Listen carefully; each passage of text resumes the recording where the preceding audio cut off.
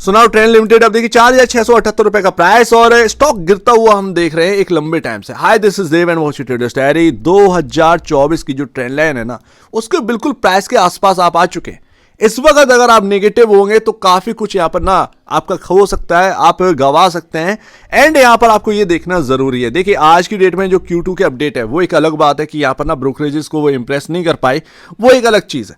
Chart pattern एक अलग चीज है, चार्ट एक अलग चीज होती है। हर जगह आप जो है ना दोनों को एक तरफ से रखकर नहीं देख सकते। कभी कभार क्या होता है फंडामेंटल अच्छे होते हैं, कभी कभार क्या होता है आपका चार्ट पैटर्न अच्छा होता है। कभी कभार फंडामेंटल खराब होते हैं तो चार्ट पैटर्न की वजह से स्टॉक चलता है। कभी कभार फंडामेंटल अच्छे होते हैं तो चार्ट पैटर्न की वजह से वो स्टॉक चल नहीं पाता।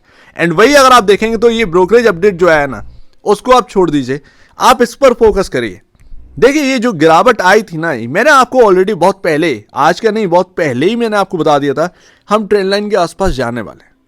साफ सीधी सी बात है, ये ट्रेंड लाइन आज की नहीं है, ये काफी लंबे टाइम की है, वीडियो पड़ी भी होगी।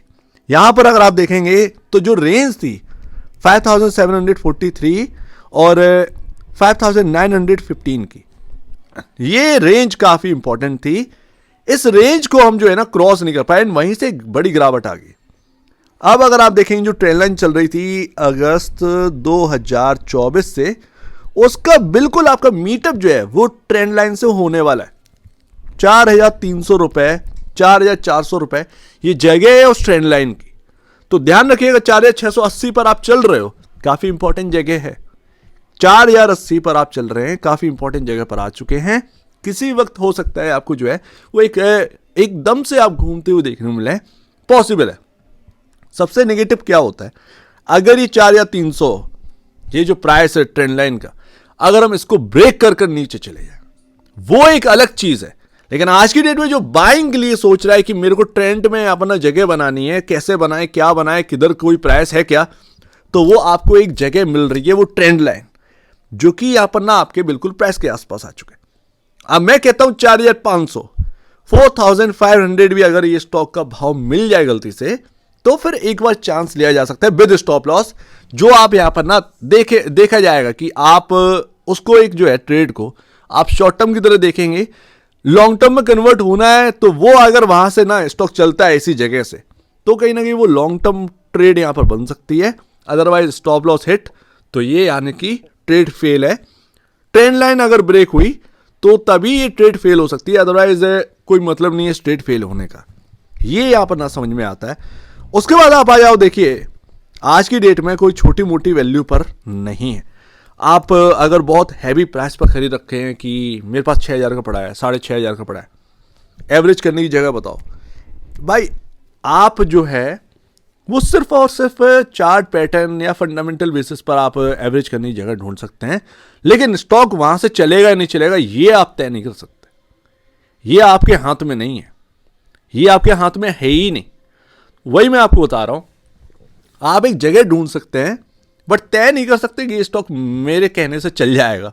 तो ये बात आ जाती है। 1,65,801 करोड़ का मार्केट कैप हमको देखने को मिलता है एंड अब थोड़ा सा ठीक ठाक वैल्यू पर है। पहले कुछ ज्यादा ही यहां पर ना हैवी बल्कि बन चुके थे, चलने की जगह नहीं थी, ठीक है ना। 104.68 का यहां पर ना पी रेशियो है 116.48 के अगेंस्ट, यानी कि कंफर्ट पर आ चुका है।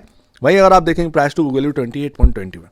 अब अगर यहां पर कोई ना बाई करता है तो उसको रिवॉर्ड मिल सकता है। वो 6,000 6,500 को कोई भाव था यहां पर खरीदने के लिए, वो बहुत एक्स्ट्रा ऑर्डिनरी कर दिया था। एक तो नंबर ऑफ शेयर्स ना के बराबर, प्राइस बड़ा, डिमांड सप्लाई भी आप समझिए मार्केट के अंदर काफी इंपॉर्टेंट होता है ऐसे स्टॉक्स के अंदर, ठीक है ना। जहां पर नंबर ऑफ शेयर्स कम होते हैं वो डिमांड सप्लाई भी आप देखिए, डिमांड ज्यादा होती है सप्लाई कम होती है, एंड तभी तो स्टॉक्स यहां पर ना भागते रहते हैं। तो वो यहां पर ना आप देखो, आप बिल्कुल जो मैं आपको ट्रेंड लाइन की दिखाने की कोशिश कर रहा हूं ना, वो बिल्कुल आप देखिए बिल्कुल पास में आ चुके हैं। अब यहीं से देखना है कि क्या कोई रिवर्सल आ रहा है। वो रिवर्सल जो है वो शॉर्ट टर्म वाला होगा या फिर लॉन्गर टर्म वाला होगा, ये आगे पता चलेगा। तो ये आपके सामने है। उसके बाद आप आ जाओ मूविंग एवरेज। मूविंग एवरेज क्या है भाई? मूविंग एवरेज आपका जो है ना 5,200 पे काफी इंपॉर्टेंट है, 50 डेमा 5,200। अब हम 4,680 पर, तो इसको आप जो है नजर रखिए। ये ट्रेंड लाइन, मैं सच बात बताऊं ना, ये ट्रेंड लाइन आप अपने चार्ट पर बना लो। अगर आप नए बायर भी है ना, एक इन्वेस्टर है, तब भी आप बना लो, सिर्फ ट्रेडर की बात नहीं करो, एक इन्वेस्टर भी है तो आप बना लीजिए, इससे आपको काफी हेल्प मिलेगी। क्योंकि अगर ये ट्रेंड लाइन ब्रेक हुई ना, एक बड़ी गिरावट ट्रेंड के अंदर भी आ सकती है, लेकिन अगर यहां से निकले ना बच के, तो एक यहां पर ना एक बढ़िया ट्रेड यहां पर बैठती हुई नजर आएगी। क्योंकि 100% कुछ भी नहीं होता, आप अनुमान लगाते हैं, आप उस जगह तक पहुंचते हैं, लेकिन फिर भी 100% कुछ भी नहीं होता। तो वही मैं आपको बता रहा हूं, ट्रेंड में शायद टाइम आ चुका है कि एक ब्यूटीफुल जगह से घूमने का। 4 या 600, ये देखिए काफी इंपॉर्टेंट है।